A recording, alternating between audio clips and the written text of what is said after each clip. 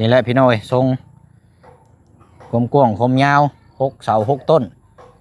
มันบ่ได้แม่นน้อยได้นี่ก็เนาะโดยพอใหญ่ได้นี่พี่น้อยใหญ่แล้วประมาณ4บ่น้องสอนจ้ะวะโดยนี่พี่น้อยประมาณจัก4 เมตร4 คูณ 5นะนี่เนาะ4 คูณ 5ยัน4 คูณ 5เฮือนหลังนี่พี่น้อยนี่แหละพี่น้อยเสานี่คือบ่เสียงจะสร้างเอาทั้งลุ่มนี่น่ะเป็นเสาปูนโดยเสาปูนยาวเลยแล้วก็ใช้น็อตนี่จับหันเลยโดยเฮือนนอกยังก็น้องหยังน้องจันดาอันหลังนั่นได้ซะเฮือนอวีป้ายามไปเบิ่งเพิ่นก็ได้สวัสดีอ้ายอันเฮือนเจ้ากว้างยาวเท่าใดก็4 คูณ 5 4 คูณ 5บ่นี่4 คูณ 5ซ้ำกันได้กับเฮือนบ่น้อยที่นี่เนาะซ้ำกันอันนี้ก็6พี่น้องต้นคือกันอันนี้ก็เนาะ6แต่ว่าอันนี้4 คูณ 5ว่ะอันนี้3 คูณ 4เนาะยังน้อยอยู่ตัวนี้เนาะน้อย3 คูณ 4เฮือนน้องใดนี่พี่น้อง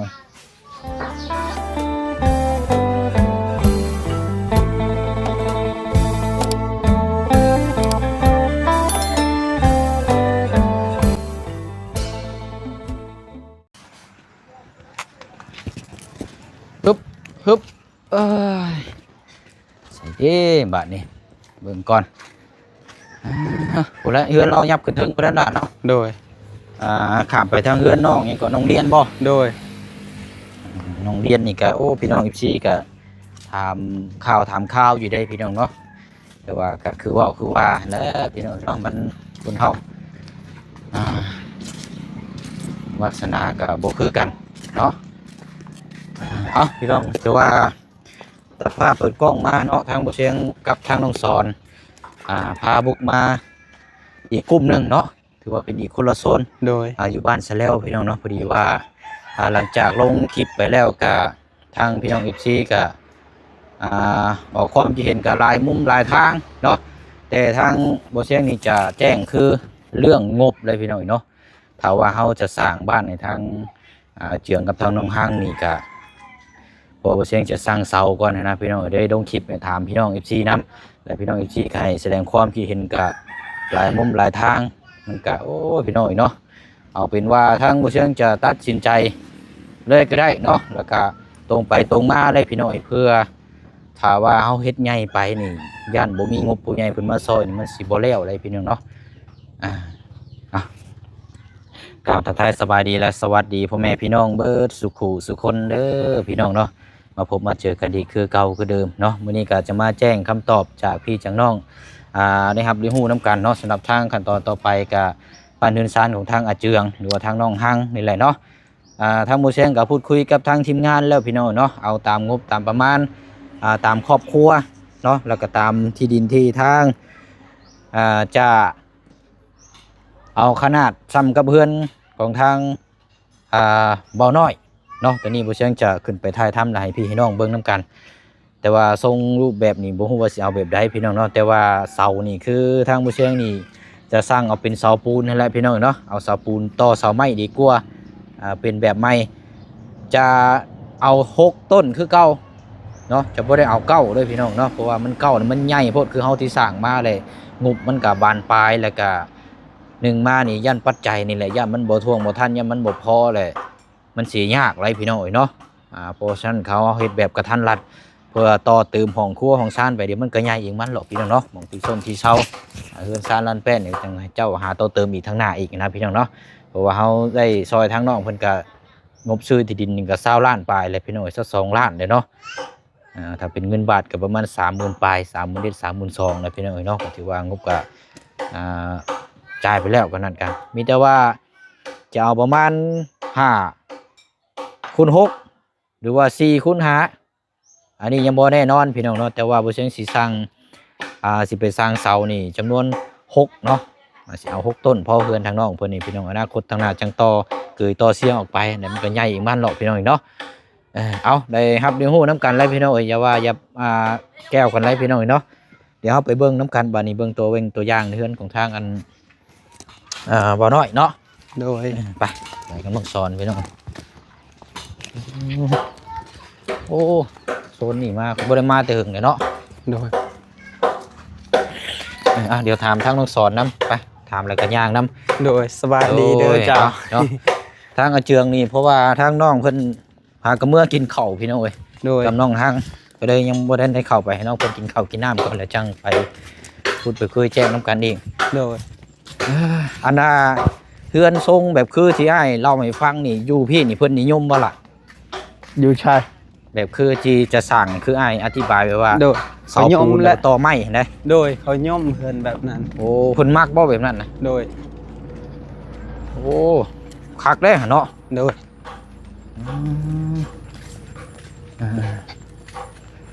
ใช่ เกิน นี่เลยพี่น้องเอ้ยเฮือนเราก็มีไฟมีหยังเรียบร้อยแล้วเนาะ โดย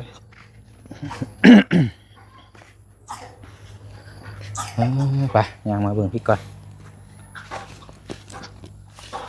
โอ้ใช้บ่มีพายุบ่นี่ บ่มี ไปทางไหนล่ะ จักเด้ คือแต่ว่ามีเสื้อผ้าหน้าแพรอยู่ได้เนาะ โดย โอ้เอานี่แหละพี่น้อยทรงกว้างๆคมยาว6เสา6ต้น มันบ่ได้แม่นน้อยได้นี่ก็เนาะ โดย พอใหญ่ได้นี่พี่น้อย ใหญ่แล้ว แล้วบวกกับสถานที่ที่ดินเฮาได้เห็นแล้วมันคือว่าหั่นแหล้วพี่น้อยเนาะ ใหญ่แล้วนี่ ใหญ่แล้วนี่ อืม โอ้ยลืมเอาเม็ดมาเนาะ โดย เม็ดเฮาซื้ออันเฮาแทกเมื่อวานนี่อัน ผม เพิ่นไปใช่ล่ะไปให้เรามาจักโมงเอา10:00 นแรงโดยอ่ะบ่เป็นหยังซะเดียวจังว่ากันใจละลายล่ะประมาณ4บ่น้องสอนจ้ะวะ โดย นี่พี่น้อย ประมาณจัก4 เมตร 4 คูณ 5นะนี่เนาะ 4 คูณ 5 ยัน4 คูณ 5เฮือนหลังนี่พี่น้อย 4 คูณ ยันแม่นละน่าจะ4 คูณ 5ก็พอดีพองามเลยพี่น้อย4 คูณ 5เนาะเพราะว่า4 คูณ 6นี่มันก็ยืนโพดเนาะ โดย มันยืนแล้วมันล่มแล้วมันก็บ่งามอีกได้ โดย เพราะว่าเฮือนนี่มันนั่นอันนี้แหละพี่น้องเสานี่คือบ่เชิงจะสร้างเอาทั้งลุ่มนี่น่ะเป็นเสาปูน โดย เสาปูนยาวเลยแล้วก็ใช้น็อตนี่จับหันเลย โดย แค่ว่าบ้าคู่เด้ โดย แบบนั้นมันก็สิแน่นหนากว่าเนาะเพราะว่าเอาเทพื้นถมตัวนี้ยึดได้เลยพี่น้อง โดย อันนี้มันจะคือว่าในตั้งน่ะมันจะเอียง โดย มันเป็นเขียงตั้งเด้เอาคุยชื่อก็ยังตีงได้นี่เห็นบ่งึดๆเลยคอยนั่นไง โอ้ยมันสิติงได้เฮือน ยอมแล้วค่อย ตีงแล้วมันเฉามันนั่นเด้น่ะประมาณ4 คูณ 5ซ้ำนี่แหละเนาะ โดย มันอยู่นํกัน3 คนพี่น้องเอ้ย โดย พอดีพงามแล้วซ้ำนี่ก็ใหญ่หลายกัน โดย มันก็เบิ่งงบเขาบอกอะไรงบประมาณกับบานปลายนี่ซ้ำนี่แหละกำลังงามกำลังดี แต่ว่าทรงนี่จังว่ากันแต่ว่าเอาคมกว้างคมยาว โดย แต่ว่าพิเศษแน่นี่บ่เชิงอยากสร้างพื้นฐานให้คือเสาปูนและพี่น้อยเสาปูนเทพื้นนี่ยึดให้มันแน่นแล้วก็ต่อไม้ขึ้นจัก2 เมตรหรือว่า3 เมตรก็ได้เอาความสูงความยาวนะ โดย แต่ว่าเสานี่บ่เชิงสิไปสร้างอันนี้สูงเท่าไหร่ซั่น นี่หน้าเท่าใดหน้า15แล้ว หน้า15 แต่ว่าสิไปนั่นนี่หน้า16 โดย เผื่อไว้แต่ว่าความสูงนี่ประมาณเม็ดน้อยๆนี่เนาะ พอดีแล้วซำนี้สูง สูงนี่ สูง คันว่าเฮาไปสร้างนี่ประมาณ2 เมตร 50บ่น้องสอนคือผังลง50 เซนเนาะ โอ้บ่ได้พังก็ได้ บ่มันเสาปูนนั่นเด้ เสาปูนนะ อืม นี่พังซำนี้ประมาณจัก2 เมตร2 เมตร 50ถึงแล้ว2 เมตร 50 เพราะว่าเอาความสูงก็2 เมตรเนาะเฮา โด ผั ย งลง นี่ก็ 50 เซนเนาะ อันนี้ก็ได้แล้วก็ซ้ำ2 เมตรนี่ เบื้อนี่สูงหลายมันก็บ่งามเนาะ โดยค่อยกับเม็ด6แล้ว เอาประมาณ เม็ด65 สร้างเสานี่2 เมตร 50เนาะ โดย แล้วผังลง50หรือว่า30 เซนเนาะ โดย ไปสิสูงอยู่เอ้าพอดีแล้วพี่น้อยหน้า16เนาะเดี๋ยวเชียงสิไปสั่งเดี๋ยวจึงว่ากันอีกทีนึงอันนี้เฮือนว่าน้อยนี่พี่น้องเจ้าของเราบ่อยู่ไปให้ไปสวน โดย มุ้ยไปอยู่เลยอันนี้ก็ได้ปีนึงได้นี่เนาะ โดย ปีปลายได้นี่สร้างนี่พี่น้อง โดย แต่ว่าทางเขาเจ้านี่บ่ได้มาอยู่นอนบ่หรือว่าอยู่ใดตามที่คุยก่อนหน้าอันนี้ก็หรือว่ายังบ่ทันได้ขึ้นเฮือนขึ้นศาล เพราะว่าถ้าขึ้นไปแล้วว่าทางบ่น้อยแล้วบ่ว่าญาติ โดย ญาติเป็นหันเป็นนี่โลกเก่าแล้วคือเก่านะพี่น้อย ก็เลยจักชีวาเนี่ยได้ตามก้มเสื้อเนาะ โดย พี่เพิ่นก็ถือบ่คือกันโอ้เอามากล้วยนี่จะเป็นหยังซะมื้อกินนี่ ยังบ่แก่อ่อนลีเห็นบ่ โอ้เนาะบีหนึงนี่เป็นฮอดจักด้วยนี่ 12 23 24 ฮอดบ่จัก15เนาะ 25โดย บ่20พุ่นบ่จัก โดยสำนันและ งามเนาะ โดย อ่ะหันมาเบิ่งน้ำกันอีกรอบหนึงพี่น้อยอันนี้เฮาเบิ่งแบบน้ำกันเนาะนี่แหละความกว้างความยาว4x5พอดีพองามนี่อนาคตข้างหน้านี่สแบบนี้นี่ให้เราต่อเสียออกมานี้เนาะ โดย ต่อเกยออกมานี่ โดย จัก2เสา โดย แล้วมันจะยึดเฮือนตัวนี้มันแน่นแล้วก็มันก็สิเป็นกว้างอีกแล้วบาดนี่ โด มัน ย ก็สิเป็นคือใหญ่เลยพี่น้อง โดย นั่นแหละบ่เชียงอยากเพื่อตัวนั้นไว้พี่น้องให้พี่น้องเพื่อเบิ่งตัวนั้นนํถ้าว่าเฮาเอา9ต้นนี่คือเฮือนน้องไม้น้องทายนี่โอ้งบเบิดหลายเด้พี่น้อง โดย เฉพาะค่าจ้างเฉพาะค่าไม้1เสาปลายล้านเลยอันนี้คงไม้คงตอกก็สิประมาณนี้แหละก็สิบ่เปลืองปานใด โดย ตามบ่เชียงคิดนะพี่น้องเอ้ยแต่บ่อยากให้งบกับมันบานปลายแน่ว่านี่อยู่หนึ่งมานี่อยู่นํกัน3คนอนาคตข้างหน้าก็จังให้ทั้งน้องๆเพิ่นหาต่อเติมเอาอีกเนี่ยประมาณนี้แหละเสานี่ก็สิสั่ง2.50 เมตรเสาตัวเทิงนั่นก็ประมาณก็สิซ้ำกันหั่นแหละเนาะ โดย 2.50 เมตรคือกัน โดย 6ต้นให้แต่ว่าเฮ็ดเสาต่อ โดย อยากเปลี่ยนมุมมองแบบใหม่พี่น้องเอ้ยมุมมองแบบใหม่ก็คืออยากให้ฐานเนี่ยมันมั่นคงกว่าเก่า โดย เพราะว่าเสาปูนนี่เฮาเทพื้นเนี่ยมันยึดให้มันแน่นแน่เนาะ โดย แต่ว่าก็หลายคู่หลายคนก็พี่น้องก็ถามมาว่าเสาปูนนี่ย่ามันแพงบ่ก็ ได้แพงปานใดดอก ก็ต้อง เสา สิ นี่แพงกว่า เฮาไปสร้างก็สิประมาณบ่ปานใดดอกมั้งมัน2.50 เมตรนึงเนาะก็ ประมาณ 6ต้น จัก นึง 250,000 ประมาณ 250,000ต่อต้นเนาะ 250,000ใช้ว่า500,000เช้าต้นหนึง แล้วก็เรือจังหันเฮาก็จัง เขา สร้างเสามาเนาะ เขาใช้ทั้งเหล็กประมาณ 500,000 อืม เสาหนึง6เสาก็ประมาณ3ล้านซะเพื่อนค่อย6เสาก็3ล้านแล้ว บ่อนี่มันเสามันหนาน้อยเด้ล่ะ โดย หนา16นึงมันบ่แม่นหนา18เด้ ค่อยกันหน้า16คือกันตำคือกันชั้นนี้มันบ่ได้แพงนี่ให้ตักเจ้าบัดชันเฮาบัดยาวฮอดพี่เลย นี่ชันนี่ประมาณจัก400,000เท่านั้น400,000 500,000 แม่นั่นแหละเอาก็นั่นแหละพี่น้องให้ทั้งพี่น้อง FC เบิ่งปรับความเข้าใจนํกันได้พี่น้องเด้อเนาะหลายคนก็จะเอาเก้านะพอดีพองามก็แม่นอยู่พี่น้องเขาเว้าเรื่องงบได้นี่ถ้างบมาถ้าผู้ใหญ่เพิ่นบ่สดซอยมานี่บ่แล้วได้พี่น้องบอกตรงๆโลดบ่แล้วโดดได้แต่เสาปางงางชี้ขึ้นเทิงผ้าโดดได้ โดย นี่เว้าตรงๆโลดพี่น้องเนาะอันนี้ก็คือเกิดจากทางศรัทธาทางผู้ใหญ่ทาง FC ที่แต่ละเคสมานี่คือเกิดจากทางอุปการะทางผู้ใหญ่ใจดีเนาะถ้าบ่มีเพิ่นเบิ่งแย่งแต่ละเคสก็มันก็บ่แล้วทางทีมงานเฮาก็ไปงานมันก็คือจังซี่แหละพี่น้องคือบ่เช่นก่อนจะเริ่มก่อนจะสร้างนี่ต้องอธิบายให้พี่น้องให้ปรับความเข้าใจนํกันเนาะ โดย บ่แม่นว่าอยากเฮ็ดน้อยเฮ็ดใหญ่อยากนั่นล็อกพี่น้องเอ้ยเฮาเอาตามพอดีพองามงบบ่บานปลายพอผู้ใหญ่เพิ่นซอยได้นะพี่น้องเอ้ยเนาะ โดย ได้แล้วก็สิประมาณซำนี้แหละพี่น้องเนาะ4x5 โดย เอา4x5นี่แหละพอดีงามละเดี๋ยวเราคุยน้ำกัน แต่ว่าตอนนี้ทั้งอาเจืองทั้งน้องเพิ่นก็กำลังบุกเบิกที่ดินอยู่จะเป็นจังใดแล้ว โดย เดี๋ยวสิเข้าไปเบิ่งอยู่พี่น้องเนาะแต่ว่าทั้งน้องเพิ่นเมื่อกินข้าวกินน้ำป้าเฮาเดินทางวันนี้เนาะ โดย แล้วมาเบิ่งน้ำกันพี่น้องเบิ่งแบบเนาะใส่อันนี้บ่อเฮือนโรงเรียน โดยนี่แหละ เราก็เนาะจนนักเลยโลเฮือนก็เนาะ โดย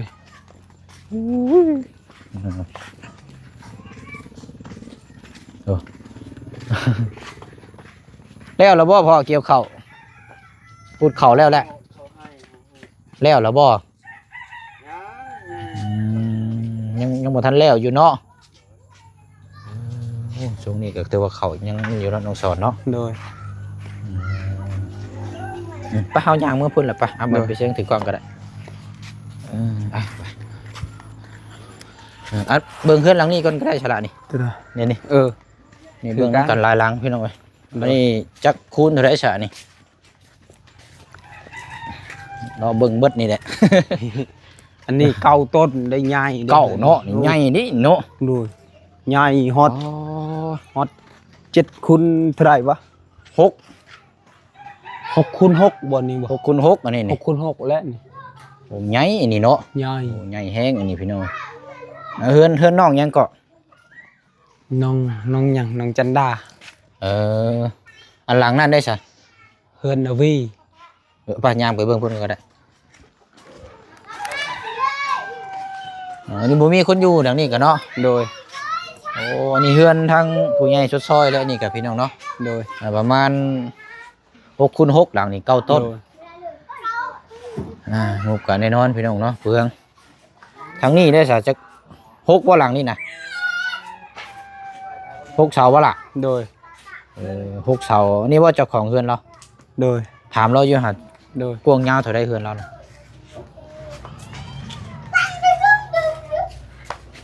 ใช่ ทุน สวัสดีไอ้อันเฮือนเจ้ากว้างยาวเท่าใดก็4คูณ5บ่นี่ 4 คูณ ซ้ำกันได้กับเฮือนบ่น้อยที่นี่เนาะ 5ซ้ำกัน นี่ซ้ำนี่แล้วพี่น้องพอดีปลาละย่างขึ้นไปพุ่นเฮือน4คูณ5นี่เนาะนี่เด้4คูณ5มานี่แหละพี่น้องตัดมาทางนี้บ่นี่เนาะเฮือนทางน้องอันนี้น้องไหลบ่เฮือนนี่ โดย อันนี้ก็6ต้นคือกันอันนี้ก็เนาะ 6 แต่ว่า อัน อัน นี้ นี้ 4 คูณ 5วะ อันนี้3คูณ4เนาะยังน้อยอยู่ตัวนี้เนาะ น้อย 3คูณ4เฮือนน้องใดนี่พี่น้องประมาณ4คูณ5พอดีงามเนาะผาเฮือนเนาะหมุนหมดเลย มันไปทางอื่นหมดแล้ว ตอนนี้เขาเจ้าบ่ได้อยู่เฮือนบ่ล่ะน้องใด บ่ได้อยู่จักไปใช้บ่ฮู้ หาอยู่หากินบ่เลยเนาะ โดย 3คูณ4เนาะยังน้อยอยู่นี่พี่น้องนี่ซ้ำเฮือนหลังนั้นพอดีเนาะ โดย นี่4คูณ5 โดย4 คูณ แต่ว่าเฮาแบ่งแนวนี่เฮาเอาเสาปูนตัดปุ๊บนี่มันสิโอ้งามดูเด้ 5โดยงามนะ เอาต่อ โดย เอาทางเฮือนน้องไหลนี่บ่มีพายุเด้เนาะ โดยบ่มีหยังแล้ว เฮือนทางเฮือนน้องแซ่นี่ก็สิอยู่6คูณ7พุ่นบ่จักอ่ะนะ ยาน6 คูณ 6เพิ่นนั่น 6คูณ6เนาะใหญ่อยู่เด้อเฮือนน้องแซ่นี่ 6คูณ อืม 7ใหญ่และเพิ่น เอาก็จุดเป้าหมายปลายทางเฮามาเลาะเบิ่งนี่ก็สิประมาณ4คูณ5นี่แหละพี่น้อยเนาะยื่นหลายมันก็บ่งามเนาะ โดย เอาพอดีพองาม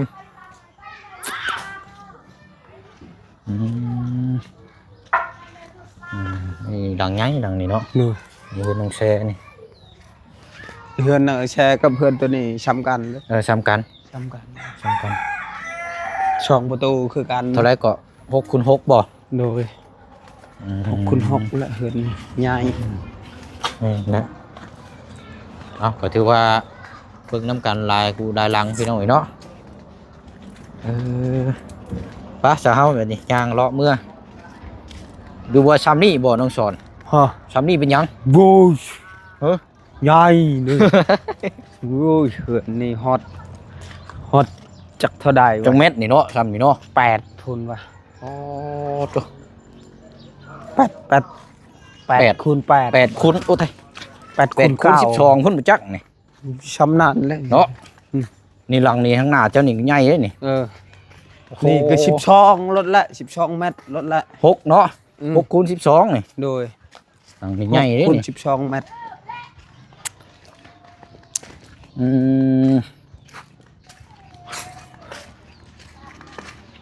เอาพูดคุยนำกันโอ้ย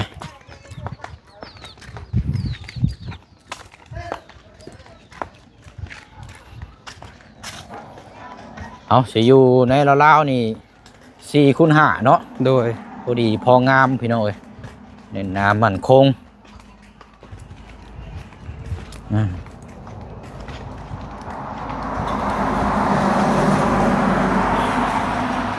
เฮือนเจ้าเท่าไรก่อนน้องสอนเฮือนเจ้า เพื่อนคอย5 คูณ 6 คุณ6ป่ะ โดย แต่ว่ามันเก้าต้นได้เฮือนเจ้าเนาะ เก้า อันนี้ แบบ 6 เฮือนเฮือนรุ่นเก้าเฮือนคอย เบิ่งรุ่นเก่าเนาะ เฮือนหมู่มีแต่เศร้างามๆเฮือนเฮาเศร้าเขาจ้างเอาใช้มืออาจัดเขาจ้างเอาผ้าเด้เขาจ้างเอาเฮือนคอยเศร้ามัน เฮือนรุ่นเก่าเนาะ โดย อ๋อมียังเพิ่นแก่ยังอันนี้ แกมัน เบากุ้ยใส่รถอันนี้เลยนี่เนาะ โดย ว่าหัวใหญ่แท้มันเนาะ มีแต่ใหญ่หมดแต่ราคามันต่ำก็คือเก่านั่นแหละ อุ้ยรถ หัวใหญ่นี่โด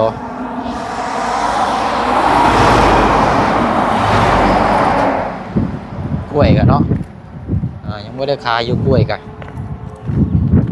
กล้วยจะได้ขายแล้วบ่3เครือน่ะ พูดยังบ่ได้ ยัง ขาย เก่าอยู่ คือเก่ากล้วยคืนก็คือเก่าหมดเลย ยังไม่ได้ขายอยู่ โดยแบบราคามันต่ำผมบ่ได้ชื่อ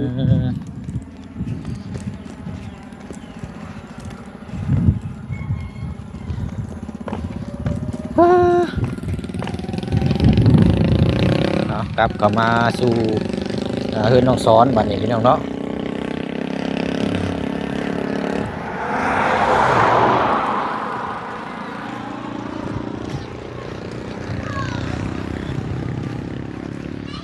โอ้ย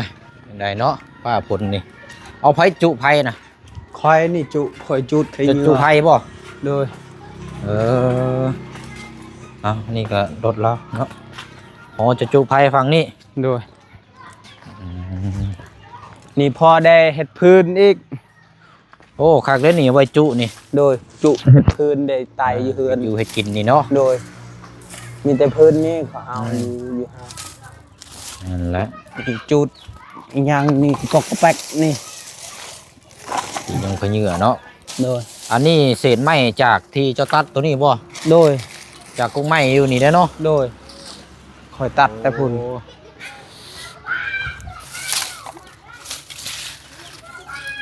ที่พุ่นลายเนาะ ดีแล้วเนาะ โดย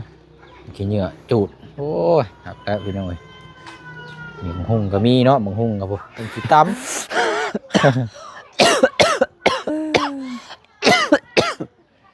แต่ว่าคนอยู่พี่เพิ่นนิยมนี่เฮือนแบบที่คือเจ้าเว้านี่อันถ้าได้แบบชั้นนี่โอ้คักเป็นว่าล่ะเจ้าว่า โอ้ยเฮือนนั่นแพงประมาณคันชิแล้วประมาณ250พุ่น บ่เสาโตซื่อๆนี่นะ เสาท่อเสาต้อนน่ะเขายมอยู่ฮะ เสาปูนแล้วก็ต่อไม้ขึ้นซื่อๆนี่ได้ โดยเขายมอยู่ฮะ แต่เขาเจ้านิยมอยากได้แบบนั้นเนาะแบบเฮือนกอเฮือนโนราแบบซี่นี่มักคือกันอยู่บ่ เฮือนกอนี่ แม่น เขามักคือกัน แต่คันเฮ็ดแบบเฮือนแบบนั้นเฮ็ดเฮือนใหญ่เลยคือเขาเฮ็ดอยู่หั่นเฮ็ดคือเบาบุญเฮ็ดนะเฮือนใหญ่แบบนั้นเลย ประมันจะเก่าต้นเลยอันว่า4-5 ต้นบ่งามก็เป็นบางคนคือกัน มันสิว่าก็เว้าเฮ็ดตามงบแน่เนาะ โดย เว้าตามเงินเว้าตามคนซอยเว้าตามผู้ซอยผู้ตุ้มผู้สู้เฮาเว้าใหญ่หลายก็บ่มีเพิ่นเบิ่งเพิ่นแย่งมันก็บ่ได้อีก โดย สาระจับกล้องก้อนบาดนี้มีแต่ว่าตามนั้นแหละพี่น้อยเนาะเฮาก็สิได้จบคลิปเนาะเดี๋ยวจังมีหยังเพิ่มเติมจังไดเดี๋ยวมาแจ้งพี่แจ้งน้องนํกันอีกเด้อพี่น้องเนาะก็สิตามนั้นแหละพี่น้อยเนาะสิได้ไปพูดคุยนํกันอีกสำหรับทางความยาวก็ประมาณ4x5พอดีพองามพี่น้อยเนาะอนาคตข้างหน้าก็ให้ท้องเพิ่นต่อเกยออกเราเสียตัวหยังออก3ได้หามีเนาะเฮาก็เฮ็ดไปตามงบตามประมาณที่ศรัทธาทางผู้ใหญ่ที่เพิ่นอยากซอยถ้าว่าเฮ็ดใหญ่ไปแล้วจังเทื่อว่าเกิดให้มีปัญหาหยังมาบัดสิเว้าอีกได้พี่น้องเนาะอันนั้นก็เฮือนทางเฮือนน้องป้านั่นเนาะ โดย อันนั้นก็จักต้นนั่นล่ะ ก็3 คูณ 4นะ 3 คูณ 4บ่ โดย ซ้ำกันกับเฮือนน้องไหลเด้อเนาะ โดย ยังน้อยอยู่เนาะอันนี้เฮา4คูณ5เด้เนาะ โดย อืมอันแหละพี่น้องเนาะ4คูณ5นี่กำลังดีเสา6ต้นเนาะงบก็บ่บานปลายแน่ค่าจ้างค่าไม้ค่าตอกก็ส่งสีลดจากเก้าลงปริมาณลงหลายในจังน้อยเนาะ โดย ไปอะไรพี่น้องเนาะมีอย่างจังว่าจังคุยน้ำกันเนาะเดี๋ยวคลิปนี้ลาพี่น้องไปอีกคือเก่าคือเดิมมาพบมาเจอกันในคลิปหน้า โดย สบายดี คอยกันลาคือกันเด้อสบายดีเด้อ สอนนำเนาะ